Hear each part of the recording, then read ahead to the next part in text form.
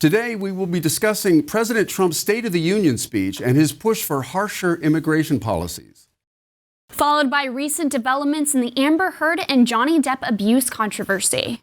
And finally, we're bringing you the latest CSUF and local news. All this and more on today's episode of The Report.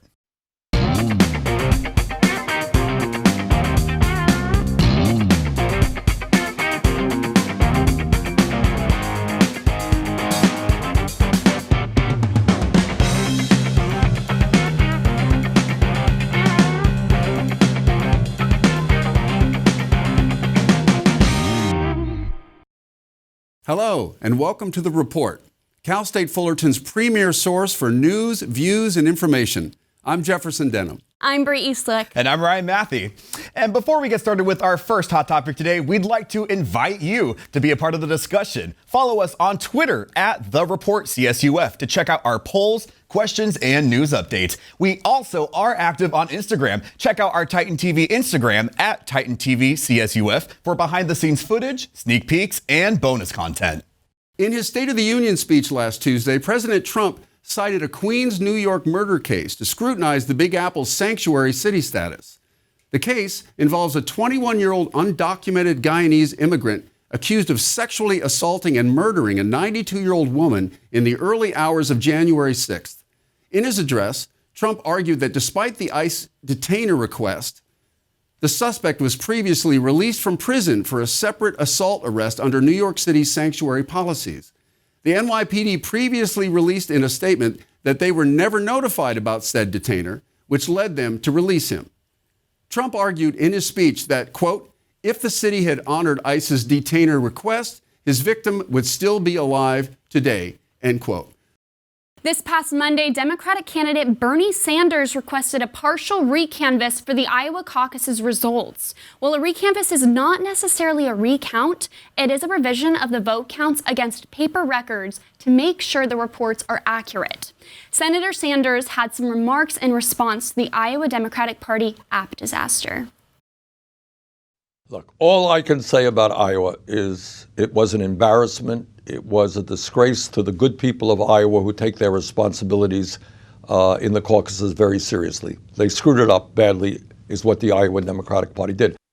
Fellow candidate Pete Buttigieg outnumbered Bernie Sanders by 2 state delegate votes, placing Buttigieg in first and Sanders in second. This was followed by Elizabeth Warren in third and Joe Biden in fourth. Both Buttigieg and Sanders claimed victory in the caucuses. Buttigieg with 0.01 more delegate support over Sanders, while Sanders has more overall support. If a recanvass were to occur, this would add to the uncertainty that was caused by the faulty caucus app used to measure delegate results. The Iowa Democratic Party app was intended to save time in submitting caucus results, but due to a jamming issue, there was a delay in the counting. While this is being disputed, the candidates are looking ahead as they move into the New Hampshire primary election this week. Ex-spouses Johnny Depp and Amber Heard's domestic violence case takes another nasty turn. Recently, a leaked audio confession by Heard records her admitting to hurling pots, pans, and vases at her ex-husband. The Aquaman star, who is an ambassador for the Me Too women's rights movement and a domestic violence advocate, is heard saying, quote, "You are such a baby. Grow the blank up, Johnny," end quote. In response, Depp sued his wife for $50 million in a defamation lawsuit. While the case is still being assessed, Heard was spotted over the weekend at a WME pre-Oscars event with her new girlfriend, Bianca Booty. Heard posted a photo from the event on her Instagram, but her followers were not impressed as the comment section is flooded with support for Depp as the hashtag Justice for Johnny Depp amassed over 1,000 likes. Some are even petitioning to have her removal from DC's highly anticipated Aquaman sequel. This is crazy and nasty, may I say. A nasty, crazy case that, I just keep reeling myself. There's just another reason to get more involved in this story. I will say, Twitter specifically is very heated about this whole debacle right now. And I tried finding something that would maybe have a little bit of sympathy towards Heard, because, there is not that much evidence that Johnny ever did not abuse her in some sort of physical way. But everybody is just very anti-Heard right now. It's very why are we not keeping the same the same type of energy for now Johnny being the victim that we did when Heard was the victim? So what do you guys think about this? So back in 2016 in May, Amber Heard came to the court and basically had bruises on her face because apparently Johnny smashed her in the face, and so they were all around her eyes. Well, Johnny's coming back saying that these were painted on. His attorney wants to bring James Franco and Elon Musk to the stands because they saw her right after, and basically they think it was painted on as well because they didn't see the bruises on her face. My gosh. But what I really want to talk about is the Aquaman sequel. So it's coming out in December of 2022, right? So they have a lot of time to find a replacement if that's what they decide to choose. We might not hear of a replacement if it happens for a long time. Well, all I got to say is I am so depressed. I am so sad about this story for a number of reasons. First and foremost, it's such a blight, I think, and you guys please chime in, and you chime in too at home. The Me Too movement, which is so profound and making such an impact. It's just sad to me because the Me Too movement has been such a great force for good, right? And if this turns out to be something that people go, aha, see, they're lying, they're making it all up. It just makes me so sad. And so here's another sad story to report. A public memorial service in honor of OCC baseball coach John Altobelli, his wife Carrie, and their daughter Alyssa was held on Monday evening at Angel Stadium in Anaheim. Many came to pay their respects for the family who died 2 weeks ago in the tragic helicopter crash that also claimed the lives of LA Lakers star Kobe Bryant, his daughter Gianna, and 4 others. The ceremony began with a video tribute to the family on the giant screens in the stadium. This event was attended by thousands who came to celebrate the lives of the late family. They are survived by a son, JJ, and a daughter, Alexis, who shared memories and expressed their gratitude at the memorial. In lieu of flowers, supporters are encouraged to donate to a memorial fund set up by Orange Coast College. Is print news a dying art form? We have an update on the ongoing financial struggles threatening Cal State Fullerton's very own daily newspaper. Last December, the 60-year-old Daily Titan alerted readers of their lack of funding in an editorial, which alarmed many into believing that the paper was coming to an end. Well, this is not the case. The Orange County Register does report a loss of $100,000 in advertising revenue and $35,000 in university funding in the past year. This has led to a 50% pay cut for many print journalists. As of now, the Daily Titan is one of only 3 daily college papers in Southern California, with the funding proposal for the next academic year due this month. The future of the paper is unclear. Now, we actually had a poll that was on our Twitter, so look out for more of those in the future. But basically what we're asking is, how many people read the newspaper and how many times a week do they do that? Now, it ended with people who read it daily at 25%, weekly 23%, monthly 12%, and those who have never read it at 38%. We had 47 voters overall. So I'm a reader myself. I read it about 3 times a week, 4 times a week, depending on how many days I'm on campus, right? And I think it's amazing. Being in journalism, it's about your experience. You can learn so much in the classroom, but you really gain the knowledge outside of the classroom. These people, I know a few people that are on the Daily Titan, one of the co-editors from last semester, and they're there from like 5 a.m. to midnight yet sometimes because they have a daily newspaper. They have to get it out the next morning. So I think these are some of the hardest working kids on campus, and they are getting such great experience. So I think that it's really hurtful for them to be possibly losing that. This Orange County Register article that reported these findings, it also detailed at the beginning of it how recently with the whole helicopter crash that Kobe Bryant, his daughter, and the other people were involved in, they had already had a paper set up for the next day, and this event happened like that out of nowhere, and they have to struggle. They got to really quick rearrange everything, and that's what you're going to experience when you're out in the real world. That out in the industry, the news happens, and you kind of just have to roll with it, and they're not going to get that type of experience anywhere else here. If it turns to, and I will say, would be remiss of me to not talk about how journalism, specifically print journalism, it's going out the door. It's ending as we kind of progress as a society, and the more we kind of depend on technology, that's going to translate to magazines, to newspapers as well. So obviously mentioning that, but taking out the program as a whole is bad. Just that's not right. That's not correct. I think that Warren, you might have seen this story. Warren Buffett basically got out of the newspaper, and he's a fan, and he got out of the industry. So he sees the writing on the wall. I think that it is a tragedy. One of the big reasons it's such a tragedy is because investigative journalism happens on that level, on the print level. And that's no longer, we're kind of, especially in an age where we are all susceptible to fake news. I just heard a story today where there are political operatives who are starting up what looks like local papers, websites for local papers, and it's completely made up so that they can benefit a candidate, usually a Republican, and that's what the study said.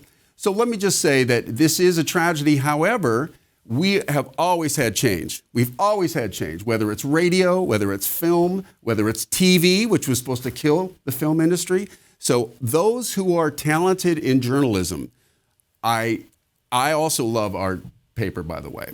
So I just hope that you guys figure out something because we need you. Yes. We need you. They're the only CSU school or campus that has this daily newspaper and only one of 3 in all of California. So we will see where this goes. Hopefully it ends well for you guys. We'll keep you guys updated. But let's turn now to some entertainment news now, talking about the movie Parasite. The dark comedy film just made history as both the first non-English and South Korean film to win Best Picture at the 92nd Academy Awards. It has already created a buzz in the film industry, winning a Palme d'Or award and SAG award, along with a BAFTA Film Award, just all in the past year. The South Korean and Asian American communities showed their love and support for Sunday's Oscar win all over social media, celebrating the underrepresented demographic in Hollywood. South Korean President Moon Jae-in made a statement celebrating the film, director Bong Joon-ho, the actors, and crew.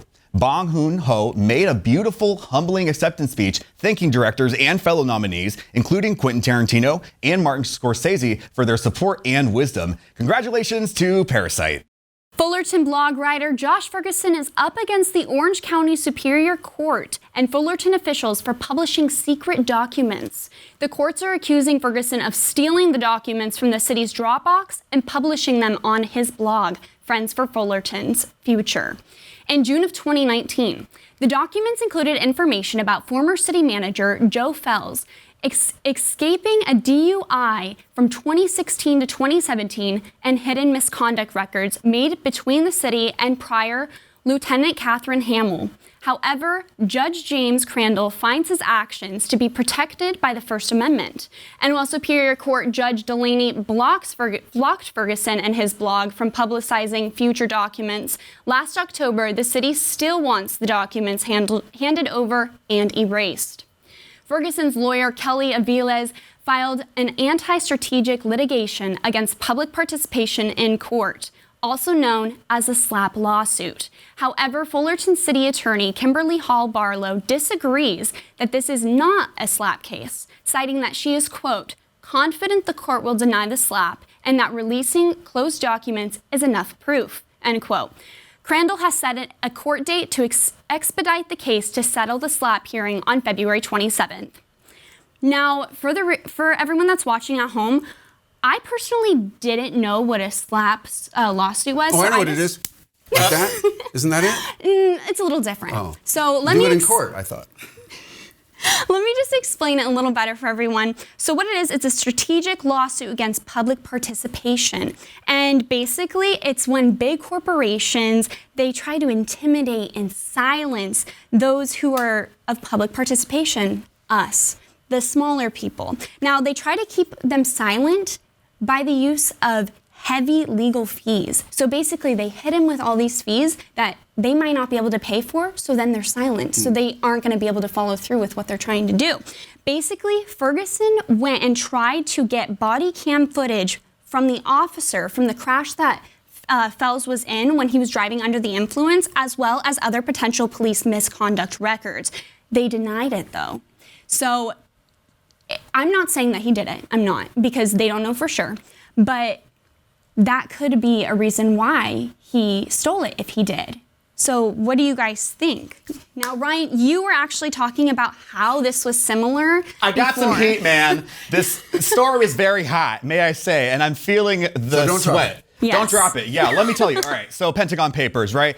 I just watched a documentary actually about it. Super interesting, and this is history repeating itself. again and again and again. It's happening again, right? So for those of you unaware, Pentagon Papers, 1971, it was the case with President Richard Nixon, who was trying to block the New York Times from publishing this survey about kind of the U.S. involvement in the Vietnam War that previous administrations had lied to the public about. And in these papers, it was all this information that the public should have known about, but didn't want to obviously reflect badly on their country in their administration. And this is exactly what's happening right now. And the heat's hot. The heat is hot. And the dominant purpose of the First Amendment was to prohibit this widespread practice of the government suppressing people who are trying to talk freely about the government, whether it was criticizing the government or kind of information that the public should know about. So I can't wait to see how this ends. But this is, as if history does really repeat itself, I think we know how this is going to end a little bit later. You mentioned the Pentagon Papers, and that obviously turned out in retrospect well. Sometimes leaking doesn't. I don't know if it's always a good thing. I certainly do have a healthy mistrust, I think, of the powers that be. But where's that line? I mean, is it always good to leak information? Like I think one of the lawyers said, in this leaked documentation, there's also personal social security numbers and other items, not just, haha, we got you. So it seems like that there might be more to it, but in general, I'm all for openness. Well, if this reporter is just trying to blankly come out and just release random documents, then yeah, obviously he's not doing the correct kind of journalism we're looking for, but he's releasing documents specific to kind of injustices that citizens of Fullerton are seeing right now, specifically with this mayor. If I got a DUI, I would not have been able to pass it the same way that these documents said that he has. So I don't think specifically we need to be worrying about the medical, information coming out, or social security numbers coming out of employees, may I say. It's more finding out, what are you guys hiding and when can we find out about it?